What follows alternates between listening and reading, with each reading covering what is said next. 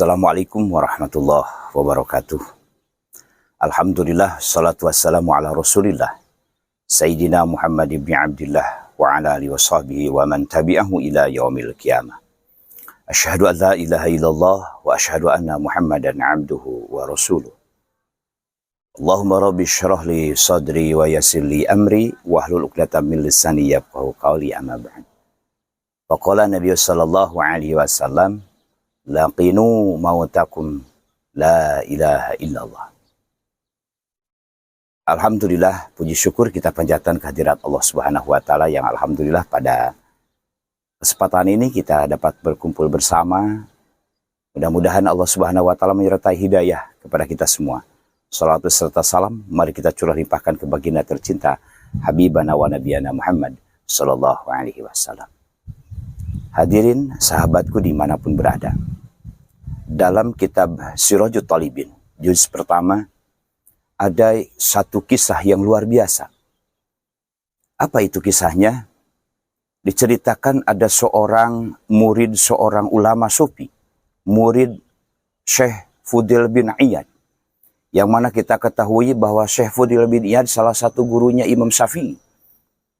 Muridnya Syekh Imam Fudail bin Iyad lagi sakaratul maut. Maka Syekh Fudail bin Iyad datanglah melayat kepada muridnya.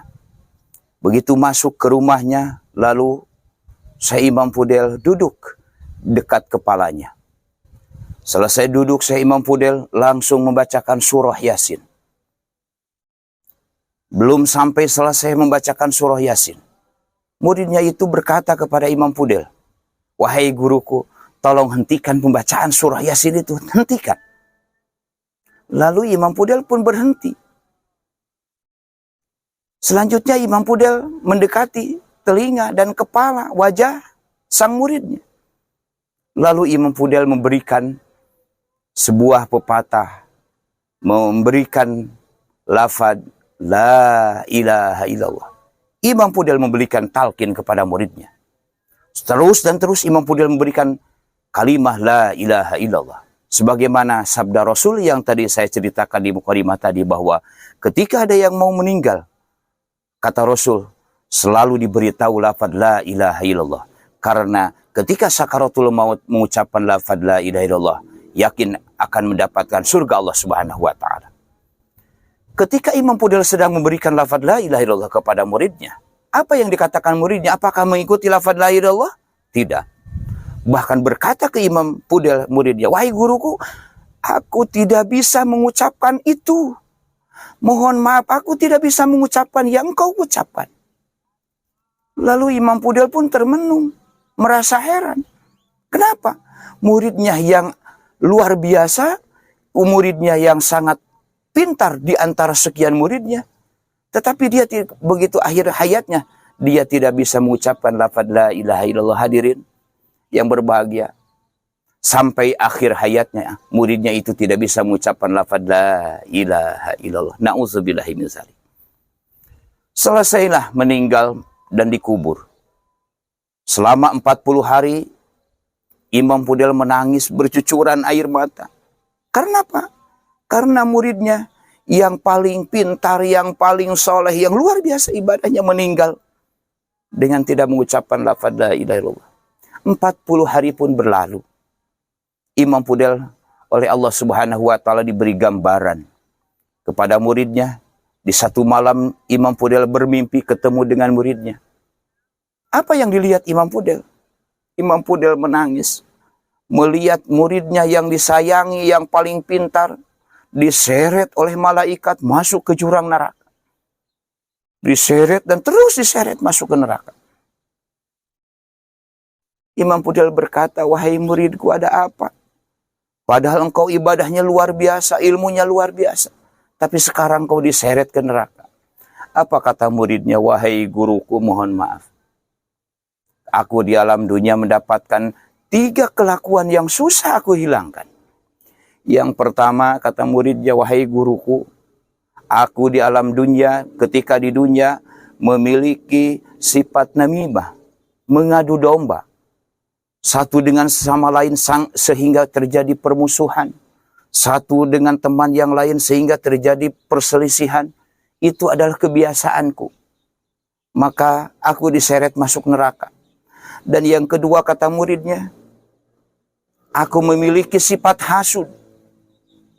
Aku memiliki mengharapkan nikmat orang lain, nikmat-nikmat yang ada di orang lain. Itu bisa hilang. Wahai guruku, aku tidak bisa menghilangkan namimah dan hasud. Dan yang ketiga, ketika di dunia aku punya memiliki satu penyakit yang kata dokter yang sangat mahir di saat itu memberikan arahan bahwa kalau penyakitnya pingin sembuh, salah satunya setiap tahun aku disuruh 1 gelas minuman keras. Saya disuruh untuk meminum minuman keras. Maka setiap tahun aku meminum keras sehingga penyakitku bisa sembuh. Kita bisa ibadah, saya bisa ibadah dan lain-lain. Jamaah rahimakumullah. Ketika mendengar melihat pendengaran imam sejarah di dalam kitab Sirajut Talibin ini, juz pertama ini, kita mengambil hikmahnya. Yang pertama adalah mari kita hindari sifat namimah, mengadu domba satu dengan yang lainnya. Dan yang kedua, hindari sifat hasad, iri dengki, mengharap nikmat orang lain hilang. Dan yang ketiga, mari kita jaga diri kita, keluarga kita, dan teman-teman kita. Jangan sampai terjerumus memakai minuman-minuman keras atau hal-hal yang diharamkan oleh Allah Subhanahu wa Ta'ala, baik berupa makanan atau berupa minuman. Mari kita hindari. Contoh murid Imam Fudel saja, seorang ulama, seorang ahli ibadah, seorang yang luar biasa ilmunya, amalnya. Ketika meminum minuman keras, 1 kali hanya untuk obat, dia diseret masuk neraka Allah Subhanahu wa Ta'ala. Sekarang masih di bulan Rajab. Pengalaman Rasulullah Shallallahu Alaihi Wasallam ketika Isra wal Mi'raj. Rasulullah disuguhi oleh malaikat Jibril 2 minuman. Yang pertama minuman air susu dan yang kedua minuman air yang memabukkan. Ketika disuguhi itu, Rasul mengambil minuman susu. Apa kata malaikat Jibril? Wahai Muhammad, benar yang kau lakukan. Kalau seandainya kamu mengambil minuman keras, maka umatmu seluruhnya akan mabuk. Semuanya akan melakukan hal-hal yang tidak diizinkan oleh Allah Subhanahu wa Ta'ala. Mudah-mudahan Allah Subhanahu wa Ta'ala selalu memberikan hidayah, pertolongan kepada kita, keluarga kita. Mudah-mudahan kita terhindar dari sifatan namimah, mengadu domba. Yang kedua, terhindar dari sifatan hasad. Dan yang ketiga, terhindar dari minuman-minuman keras atau makanan-makanan yang diharamkan oleh Allah Subhanahu wa Ta'ala. Mohon maaf apabila ada kekurangan. Billahi taufiq wal hidayah. Assalamualaikum warahmatullahi wabarakatuh.